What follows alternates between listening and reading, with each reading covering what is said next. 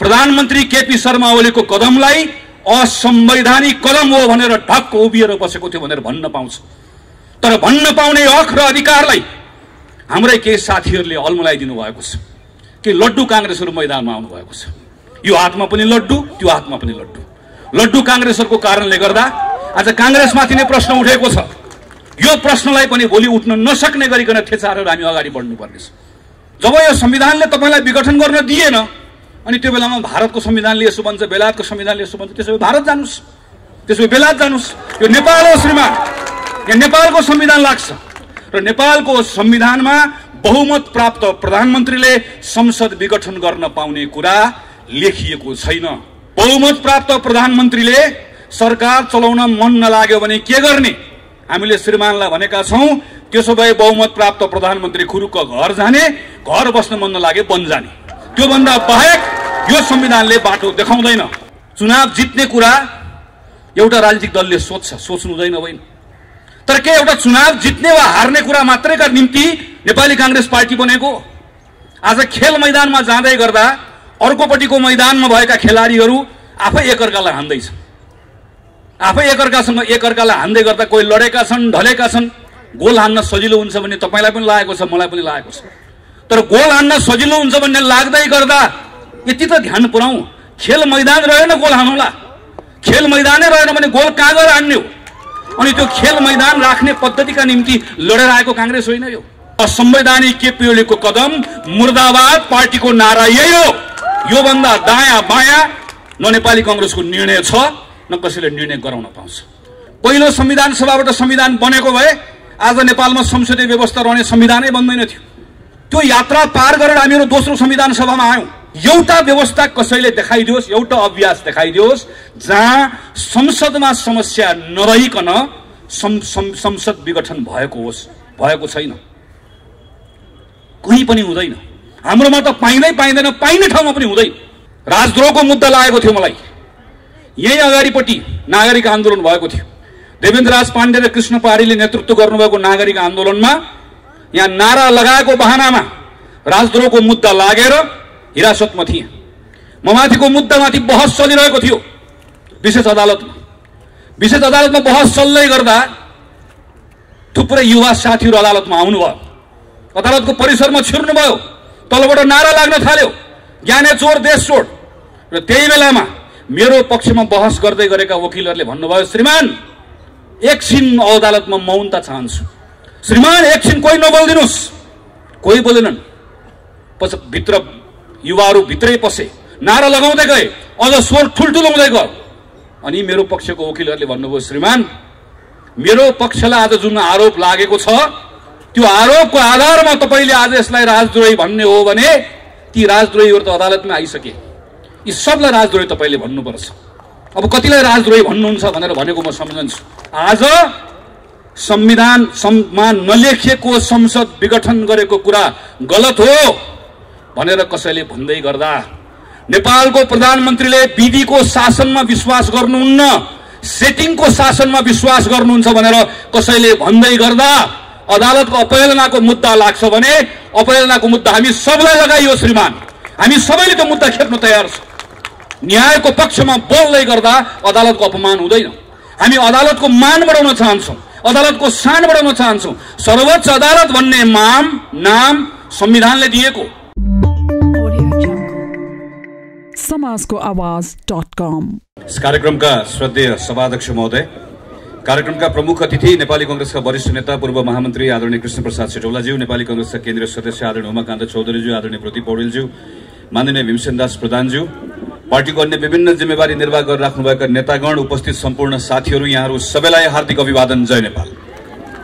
नेपाली कांग्रेस क्षेत्र नम्बर 6 का सभापतिज्यू लगायत साथीहरूलाई आज पवित्र दिनमा यति महत्वपूर्ण कार्यक्रमको आयोजना गरेर सहभागी हुने अवसर दिनुभयो, हार्दिक कृतज्ञता ज्ञापन गर्छु। माघ 16 गते आज शहीद दिवस। म सम्पूर्ण वीर शहीदहरूलाई नमन गर्दै श्रद्धाको फूल अर्पण गर्न चाहन्छु। नेपोलियन बोनापार्टको एउटा भनाइ छ, मृत्युको आधारमा कोही पनि शहीद हुँदैन। मृत्युको कारण के हो त्यसको आधारमा कोही शहीद हो कि होइन भनेर उसको निर्धारण हुन्छ। नेपोलियन बोनापार्टहरूको युगमा शहीदको परिभाषा यसरी लगाइँदै गर्दा मृत्युको कारण ठिक थियो कि थिएन भनेर खोजिँदै गर्दा मृत्युको कारण यदि कुनै पनि राष्ट्रको सिमानाको लागि थियो, सिमाना तन्काउन होस् वा बचाउन होस् थियो भने उसलाई शहीद हुन योग्य ठानिन्थ्यो। युरोप मात्र होइन, हामी एसियामा हेर्न सक्छौँ, अमेरिकामा हेर्न सक्छौँ, थुप्रै ठाउँमा यसरी नै शहीदहरू बनेका छन्, शहीदहरूको परिभाषा बनाइएको छ। हाम्रो सन्दर्भमा भने स्थिति त्यो रहेन। हाम्रो अगाडि 4 जना शहीदहरूको आज यहाँ तस्बिर छ। हाम्रो प्रेरणाको स्रोतलाई यहाँ राखेर आज हामी यो दिवस मनाउँदैछौँ। हामी 4 जना शहीदहरूले माघ 10 गतेदेखि 16 गतेसम्म 2007 सालमा शहादत प्राप्त गर्दै गर्दा होस् वा यसबाट प्रेरणा पाएर पछिल्लो समयसम्ममा हजारौं सपुतहरू जसलाई हामीले शहीद भनेर मानेका छौं, कसैले पनि शहादत दिएको नेपालको सीमाना रक्षाको लागि थिएन। हाम्रो सन्दर्भ नेपालको सीमानाका लागि थिएन।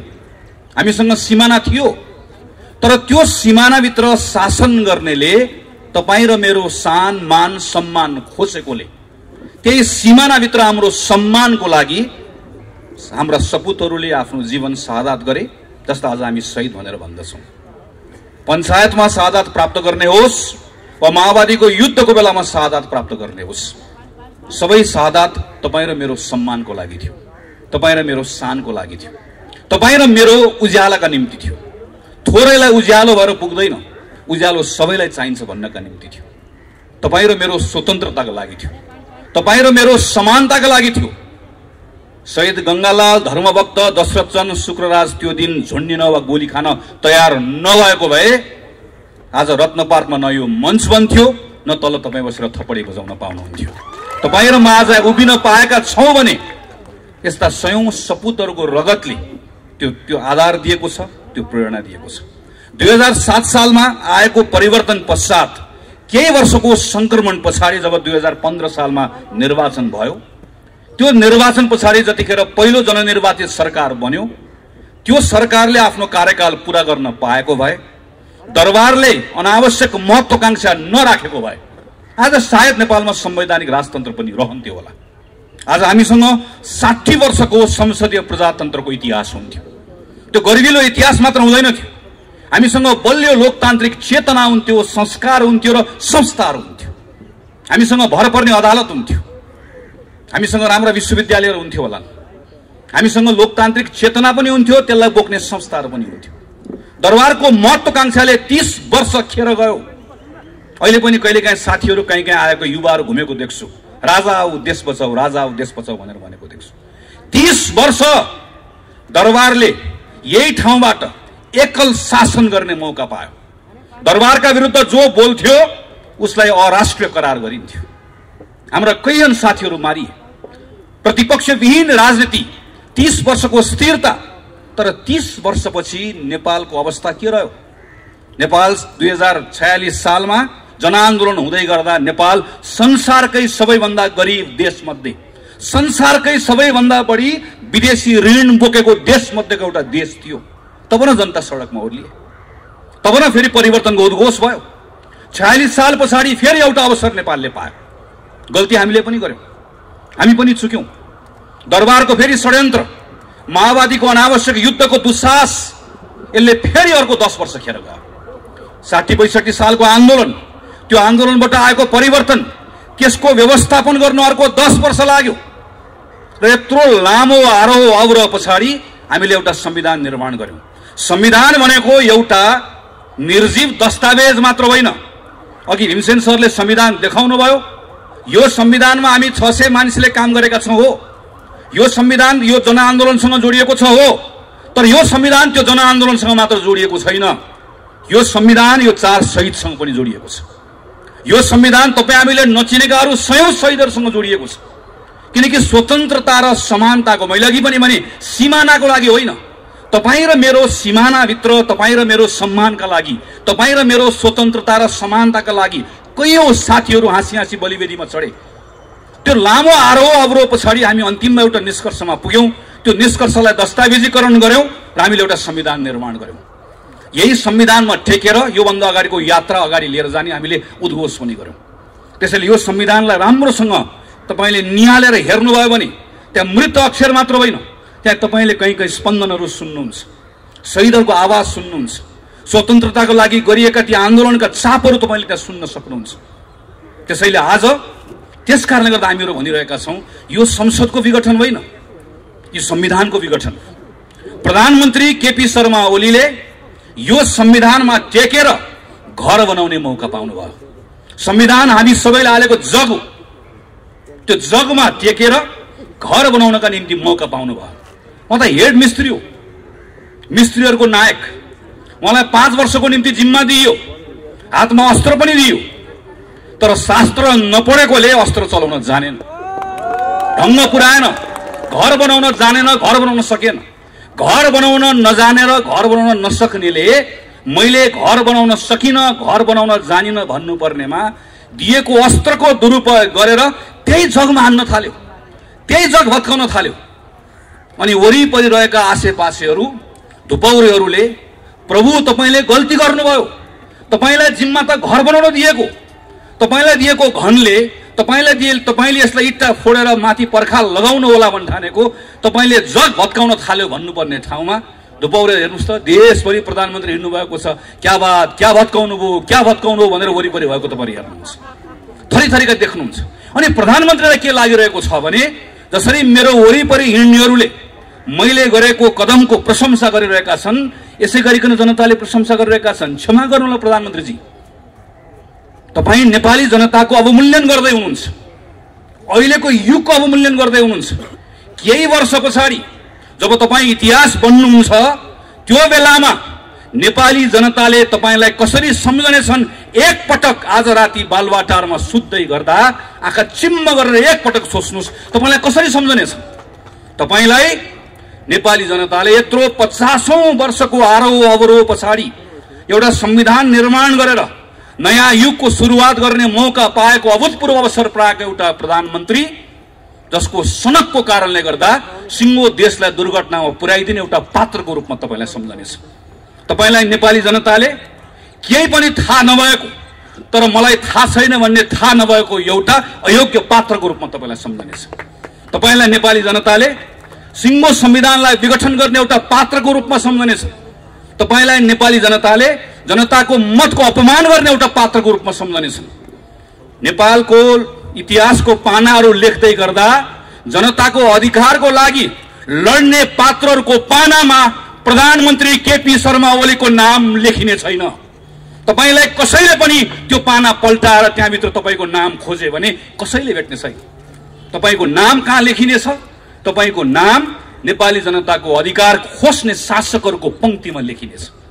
त्यसैले तपाईँको बारेमा धेरै चिन्ता छैन, तपाईँका धुपौरेहरूको बारेमा त केही भन्नु पनि छैन। चिन्ता तपाईँको होइन, प्रश्न तपाईँलाई मात्र होइन, प्रश्न भोलि हामीलाई पनि हुन्छ। चिन्ता आज आफ्नै गर्नुपर्ने बेला आएको छ।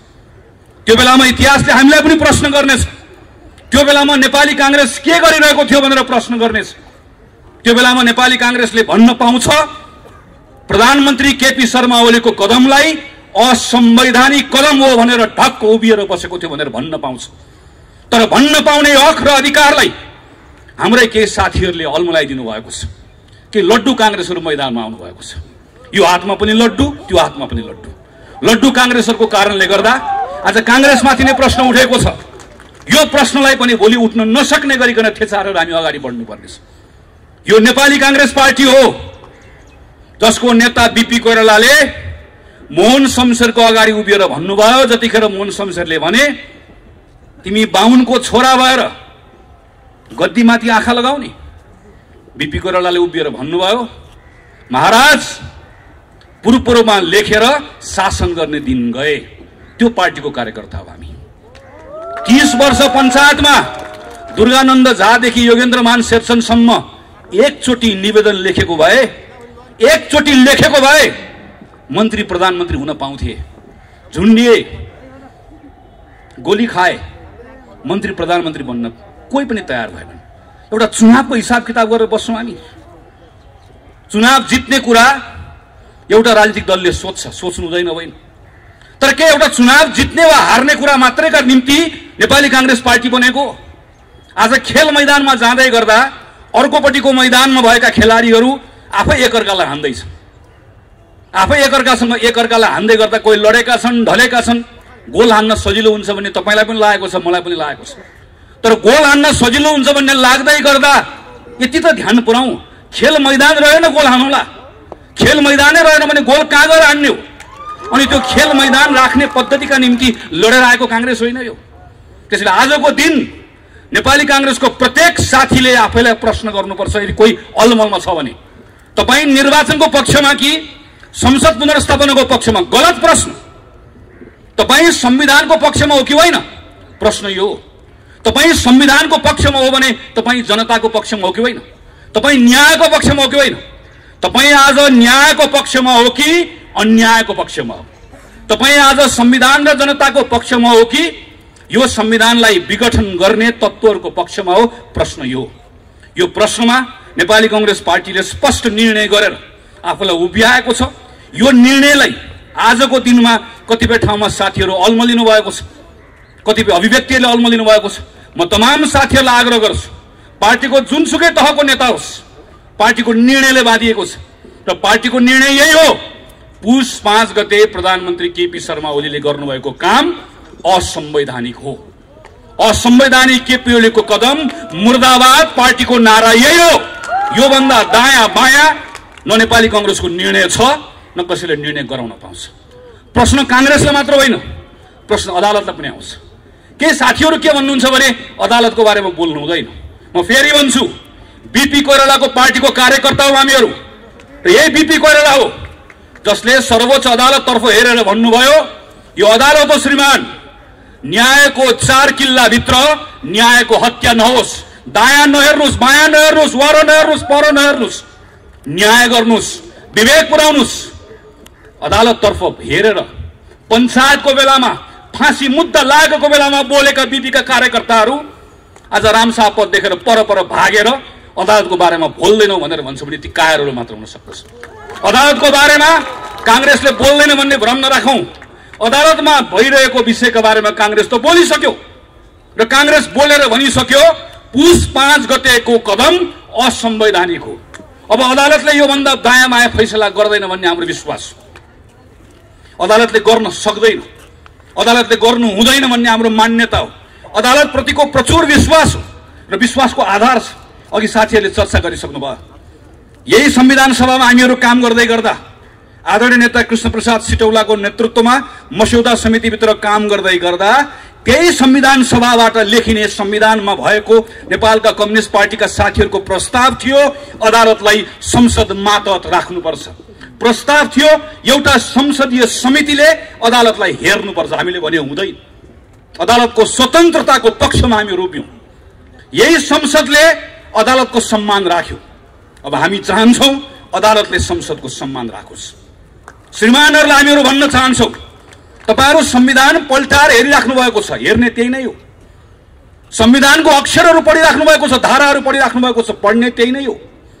तर संविधानको धाराहरू, त्यो अक्षरहरू शून्यबाट आएका होइनन्। त्यसको सृजना कहाँबाट भयो? त्यो कहाँबाट आयो, कहाँबाट जन्मियो? त्यही संविधान सभाबाट जन्मियो। त्यो दुईटा संविधान सभामा काम गरेर आएको सदस्य हुँ म। पहिलो संविधान सभाको एउटा छलफल तिथि याद छ। म सुभाष नेमाङको कोठाभित्र भएका छलफलहरू अहिले पनि सम्झिरहेको छु। पहिलो संविधान सभाबाट संविधान बनेको भए आज नेपालमा संसदीय व्यवस्था रहने संविधानै बन्दैन थियो। त्यो यात्रा पार गरेर हामीहरू दोस्रो संविधान सभामा आयौं। एकातिर हामीलाई प्रत्यक्ष निर्वाचित कार्यकारी जस्तो भइदियोस् भन्ने चाहना, अर्कोतिर स्थिरता भइदियोस् भन्ने चाहना, तर अर्कोतिर संसदीय व्यवस्था पनि रहिदियोस्, नत्र भए नेपालको विविधताको प्रतिनिधित्व हुन सक्दैन भन्ने यथार्थको बोध। त्यसका बीचमा हामीले एउटा निर्णय गर्यौं, हामी संसदीय व्यवस्था राख्छौं, तर यस्तो संसदीय व्यवस्था राख्छौं जसमा हुने व्यवस्था न भूत हो न भविष्य। संसारको कुनै पनि देशको संविधानमा नभएको व्यवस्था तपाई हाम्रो संविधानमा हामीले राखेका छौं। एउटा संविधान कसैले मलाई बताइदियोस् जसमा संसदीय व्यवस्थामा संसदबाट निर्वाचित भएको प्रधानमन्त्रीलाई 2 वर्ष अविश्वासको प्रस्ताव राख्न नपाउने कुनै एउटा संविधान छ? 2 वर्ष अविश्वासको प्रस्तावको बारेमा जब प्रधानमन्त्री निर्धक्क भएर बस्नुभयो त्यो बेलामा नेपालको संविधान सिरानी राख्ने। अनि आज जब यो संविधानले तपाईलाई विघटन गर्न दिएन अनि त्यो बेलामा भारतको संविधानले यसो भन्छ, बेलायतको संविधानले यसो भन्छ, त्यसो भए भारत जानुस्, त्यसो भए बेलायत जानुस्। यो नेपाल हो श्रीमान, यहाँ नेपालको संविधान लाग्छ र नेपालको संविधानमा बहुमत प्राप्त प्रधानमन्त्रीले संसद विघटन गर्न पाउने कुरा लेखिएको छैन। अदालतमा कहिलेकाहीँ चिन्ता व्यक्त गरेको सुनिन्छ। बहुमत प्राप्त प्रधानमन्त्रीले सरकार चलाउन मन नलाग्यो भने के गर्ने? हामीले श्रीमानलाई भनेका छौं, त्यसो भए बहुमत प्राप्त प्रधानमन्त्री खुरुक्क घर जाने, घर बस्न मन नलागे वन जाने। त्यो भन्दा बाहेक यो संविधानले बाटो देखाउँदैन। यो संविधानको धारा 76 मा छलफल भइरहेको छ। धारा 76 लेख्ने संविधानको मस्यौदा समितिको संयोजक यही हुनुहुन्छ। म त्यसको सदस्य।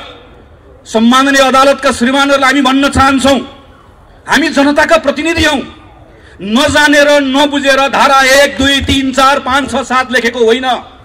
बहुमत प्राप्त प्रधानमन्त्रीले संसद भङ्ग गर्न पाउँछ भनेको भए, गर्न पाउँछ भन्ने लेख्नुपर्छ भनेको भए लेख्न नआउने हो, पढ्न नआउने हो। सरासर 2047 सालको संविधानको धारा 53 जस्तो बहुमत प्राप्त प्रधानमन्त्रीले संसद भङ्ग गर्न पाउनेछ भने लेखिहाल्थ्यो। बहुमत प्राप्त प्रधानमन्त्रीले गर्न पाउँदैन भनेरै त्यस कारणले गर्दा गर्न नपाइने व्यवस्था गरेको। यति कुरा प्रष्टसँग लेख्दै गर्दाखेरि पनि संविधानको व्याख्या गर्दै गर्दा तलमाथि हुन्छ भने प्रश्न उठ्छ। श्रीमान, प्रश्न उठ्छ, जवाफ दिनुपर्ने हुन्छ। किनकि अदालतले पनि लेखेको कुरा व्याख्या गर्ने हो, काल्पनिक कुरा अदालतले पनि थप्न पाउँदैन। यो संविधानमा थपघट गर्न पाउने अधिकार अदालतले पनि छैन। लेखेको कुराको व्याख्या गर्ने मात्रै हो। यति मात्र होइन, तपाईँ प्रत्येक नेपाली नागरिकले यो कुरा मनन गर्नुपर्छ। प्रधानमन्त्री केपी शर्मा ओलीको विघटनको यो प्रस्ताव सदर हुने हो भने योभन्दा ठूलो लोकतन्त्रमा जनताको निर्वाचनको अर्को अपमान हुन सक्दैन। हाम्रो संविधानमा त लेखिएको छैन। कहिलेकाहीँ के कुरा गरिन्छ भने संसारको विभिन्न संविधानमा भएको व्यवस्थाको कुरा गरिन्छ, संसदीय व्यवस्थाको कुरा गरिन्छ। हाम्रो संविधानमा नलेखेको तर संसदीय परम्पराको कसैले बहस गर्छ भने पनि एकपटक पल्टाएर हेरौं।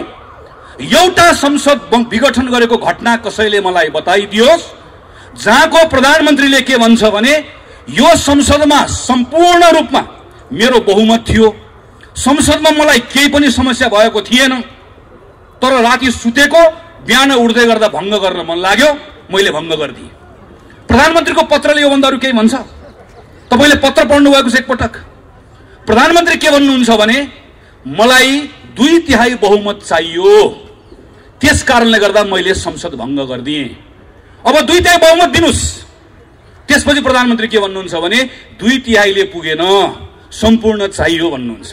त्यो भन्न पाइने हो नि त। एउटा व्यवस्था कसैले देखाइदियोस्, एउटा अभ्यास देखाइदियोस् जहाँ संसदमा समस्या नरहिकन संसद विघटन भएको होस्। भएको छैन, कहीँ पनि हुँदैन। हाम्रोमा त पाइँदैन, पाइने ठाउँमा पनि हुँदैन। संसदमा समस्या आएपछि बल्ल संसद भङ्ग गर्ने अभ्यास संविधानमा व्यवस्था भएका देशहरूमा छ, हाम्रोमा त त्यो पनि छैन। त्यसैले हामी श्रीमानहरूतर्फ फर्केर भनिरहेका छौं, केही हेर्नु पर्दैन, हाम्रो संविधान मात्र हेर्दिए हुन्छ। प्रधानमन्त्रीले अदालतमा चलिरहेको कुरालाई तमासा भनेर भन्नुभयो। तमासा भन्ने कुरालाई अदालतले कसरी लिन्छ, अदालतले जान्ने कुरा हो। केही पूर्व प्रधान न्यायाधीशहरूले अदालतको अ पनि उच्चारण गर्नु भएन। उहाँहरूले जम्मा एउटा कुरा भन्नुभयो, प्रतिनिधि सभाको विघटन संविधानलाई नेपाल संविधानका हिसाबले पनि राजनीतिक हिसाबले पनि यसले गतिरोध उत्पन्न गरेको छ भनेर भन्नुभयो। भनेको त्यति मात्रै हो। त्यति भनेको आधारमा आज पूर्व प्रधान न्यायाधीशहरूलाई अदालतको अपहेलनाको मुद्दा लागेको छ। अदालतको प्रक्रिया छ, म प्रक्रियाको सम्मान गर्छु र मलाई विश्वास छ अदालतले यसलाई दूधको दूध पानीको पानी गर्छ। तर एउटा कुरा सम्झाउन चाहन्छु, केवल राजद्रोहको मुद्दा लागेको थियो मलाई। यही अगाडिपट्टि नागरिक आन्दोलन भएको थियो। देवेन्द्रराज पाण्डे र कृष्ण पारीले नेतृत्व गर्नुभएको नागरिक आन्दोलनमा यहाँ नारा लगाएको बहानामा राजद्रोहको मुद्दा लागेर हिरासतमा थिए। म माथिको मुद्दामाथि बहस चलिरहेको थियो विशेष अदालतमा। विशेष अदालतमा बहस चल्दै गर्दा थुप्रै युवा साथीहरू अदालतमा आउनुभयो, अदालतको परिसरमा छिर्नुभयो, तलबाट नारा लाग्न थाल्यो, ज्ञाने चोर देश छोड। र त्यही बेलामा मेरो पक्षमा बहस गर्दै गरेका वकिलहरूले भन्नुभयो, श्रीमान एकछिन अदालतमा मौनता चाहन्छु। श्रीमान एकछिन कोही नबोल्दिनुस्। कोही बोलेनन्। भित्र युवाहरू भित्रै पसे, नारा लगाउँदै गए, अझ स्वर ठुल्ठुलो हुँदै गयो। अनि मेरो पक्षको वकिलहरूले भन्नुभयो, श्रीमान मेरो पक्षलाई आज जुन आरोप लागेको छ त्यो आरोपको आधारमा तपाईले आज यसलाई राजद्रोही भन्ने हो भने ती राजद्रोहीहरू त अदालतमा आइसके। यी सबलाई राजद्रोही तपाईँले भन्नुपर्छ। अब कतिलाई राजद्रोही भन्नुहुन्छ भनेर भनेको म सम्झन्छु। आज संविधानमा नलेखिएको संसद विघटन गरेको कुरा गलत हो भनेर कसैले भन्दै गर्दा, नेपालको प्रधानमन्त्रीले विधिको शासनमा विश्वास गर्नुहुन्न, सेटिङको शासनमा विश्वास गर्नुहुन्छ भनेर कसैले भन्दै गर्दा अदालतको अपहेलनाको मुद्दा लाग्छ भने अपहेलनाको मुद्दा हामी सबलाई लगाइयो श्रीमान। हामी सबैले त्यो मुद्दा खेप्न तयार छौँ। न्यायको पक्षमा बोल्दै गर्दा अदालतको अपमान हुँदैन। हामी अदालतको मान बढाउन चाहन्छौँ, अदालतको शान बढाउन चाहन्छौँ। सर्वोच्च अदालत भन्ने नाम संविधानले दिएको, तर सर्वोच्च अदालतप्रतिको सर्वोच्च विश्वास अदालतले आर्जन गर्नुपर्छ, न्यायबाट आर्जन गर्नुपर्छ, फैसलाबाट आर्जन गर्नुपर्छ, न्याय गरेको देखिनुपर्छ। त्यसका निम्ति हामीहरू बोलिरहेका छौँ। कतिपय साथीहरू भन्नुहुन्छ आज हामी नेपाल कम्युनिस्ट पार्टी दुईटा हुँदै गर्दा कुनै एउटाको पक्षमा नबोलौँ, कुनै अर्कोको पक्षमा नबोलौँ। मलाई यसमा अल्मलिनु पर्ने कारण केही पनि छ भन्ने लाग्दैन। कम्युनिस्ट पार्टीका साथीहरू दुईतिर अहिले फर्केर बस्नु भएको छ। एउटाले एउटाको वस्त्र उतार्नुहुन्छ ल भन्नुहुन्छ, ल आज मैले उतारिदिएँ। अर्कोले भन्नुहुन्छ उसले एउटा उतारे मैले दुईटा उतारिदिएँ। उतार्दा उतार्दै केही दिनपछि दुवै थरीहरू सर्वाङ्ग नाङ्गिसके पछाडि तपाईँ हामीले कोहीले पनि उहाँहरूलाई हेर्न सक्दैन। र त्यो बेलामा नेपाली जनता आफैले भन्नेछ हामीलाई को सक्कली को नक्कली थाहा छैन, तर हामीलाई सक्कली कम्युनिस्ट पनि चाहिएन, नक्कली कम्युनिस्ट पनि चाहिएन।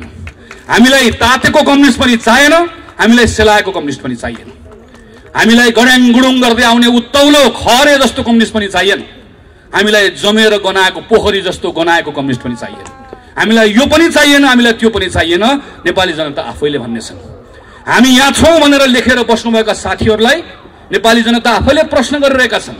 हिजो नेपाली कङ्ग्रेसका साथीहरू संसदमा सडकमा राष्ट्रपति रानी जस्तो हुन खोजिबक्स्यो भनेर भन्दै गर्दा तपाईँहरू कहाँ हुनुहुन्थ्यो? हिजो संसदमा उपसभामुख पनि चाहियो, होइन भने संवैधानिक परिषदमा प्रधानमन्त्रीले दादागिरी गर्नुहुन्छ भन्दै गर्दा तपाईँहरू कहाँ हुनुहुन्थ्यो? हिजो निर्वाचन आयोगमा स्वतन्त्र मान्छे लिएर जाउँ भन्दै गर्दा तपाईँहरू कहाँ हुनुहुन्थ्यो? आज चुनाव चिन्ह मलाई दियो म यहाँ छु भन्दै गर्दा तपाईँहरू कहाँ हुनुहुन्थ्यो भन्ने प्रश्न तपाईँ हामीले गर्नु पर्दैन। आम जनताले गरिरहेको प्रश्न छ। हामी यसमा अल्मलिनु पनि पर्दैन, किनकि आजको मूल प्रश्न यो होइन। आजको मूल प्रश्न संविधान माथि भएको घात हो। आजको मूल प्रश्न संविधान विघटन गरिएको विषय हो। आजको मूल प्रश्न संविधानलाई ट्र्याकमा फर्काउने कुरा हो। आजको मूल प्रश्न व्यवस्था जोगाउने कुरा हो। म खास गरिकन नौजवान साथीहरूलाई म अनुरोध गर्न चाहन्छु। 48 सालमा 9 कक्षामा पढ्थेँ, 46 सालको बेलामा प्रदीपजी हामीहरू एउटै विद्यालयमा भर्खर स्कुल पढ्दै थियो। ठुलो परिवर्तन भयो। परिवर्तनपछि सब ठिकठाक हुन्छ भन्ने लाग्यो। धेरै कुरा भनेको जस्तो भएन। माओवादी आयो, बन्दुक बोकेर आयो, व्यवस्था बदल्छु भनेर आयो, दरबार आयो, व्यवस्था बदल्छु भनेर आयो।